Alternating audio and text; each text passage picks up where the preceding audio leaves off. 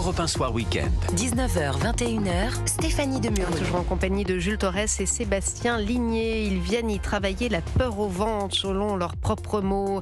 À Marseille, l'opérateur Orange a pris une décision inédite, la fermeture temporaire de son site qui accueille 1200 salariés quand même. Ça a dû faire bizarre. Du jour au lendemain, ils ont à peine eu le temps d'aller récupérer leurs affaires. Le site va être fermé pendant 15 jours et en cause, messieurs, eh bien, les tensions à proximité liées au trafic de drogue. On se souvient que c'était déjà arrivé vers Aubervilliers, je crois, avec BNP Paribas. Saint-Ouen, une école. Oui.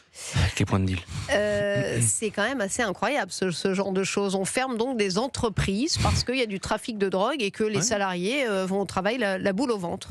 Bienvenue en France où il y a donc le narcotrafic qui touche 79% des communes avec des points de deal dont on sait que lorsqu'on les évacue renaissent quelques mètres plus loin, que on embête jamais vraiment, pardonnez-moi du terme parce que c'est un mot qu'on utilise vraiment. Mais moi je suis pour emmerder les narcotrafiquants. Ouais. J'ai aucun problème à dire qu'il faut emmerder les narcotrafiquants. Il faut aller défoncer leurs points de deal et qu'ils ne revivent jamais. Là, ce qu'on a vu, et vous parliez à juste titre de Saint-Ouen, c'était objectivement, objectivement un scandale parce qu'on votait pour oui ou non la fermeture d'une école. Ouais. Voilà, c'était ça la réalité, parce qu'on est incapable en France en 2025. Pardonnez-moi, messieurs, c'était BNP Paribas, c'était les salariés. Absolument, oui, c'est pour ça. Vous avez raison. On ne parlait pas de la même chose. Vous avez raison.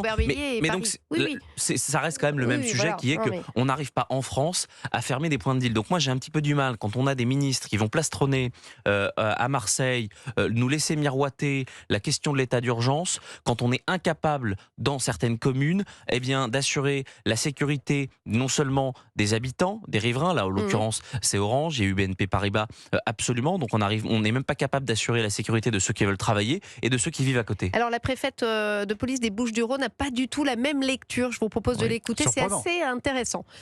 Il est véritablement important, encore une fois, de prendre au sérieux, et je ne minimise absolument pas la position des salariés et la crainte qu'ils peuvent avoir.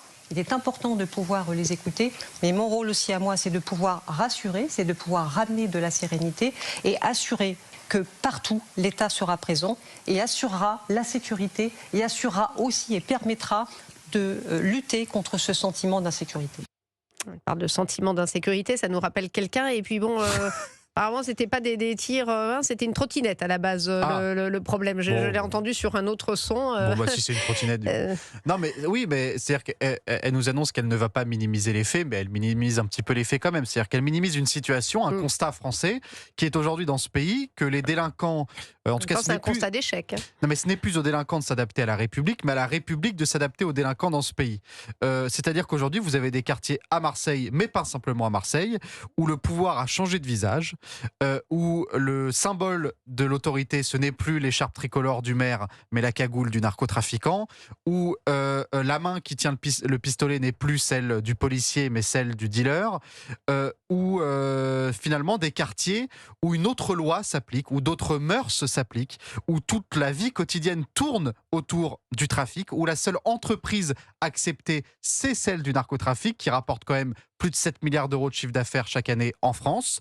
C'est le narcotrafic qui régit le quartier, c'est lui qui décide, par exemple, lors des émeutes post-Naël, à un moment donné, de mettre fin aux émeutes dans certaines cités parce qu'elles commençaient à coûter cher et à nuire au business de la drogue. Donc c'est eux qui dirigent. Donc évidemment, la préfète, elle ne peut rien faire parce qu'il n'y a aucune volonté politique. Parce que les policiers, notamment à Marseille, vous le disent, nous, on serait capable de rentrer dans les quartiers nord, mais on n'a pas la consigne. Personne n'ose y aller dans ces quartiers parce qu'ils sont aujourd'hui tenus par une autre loi, une autre république.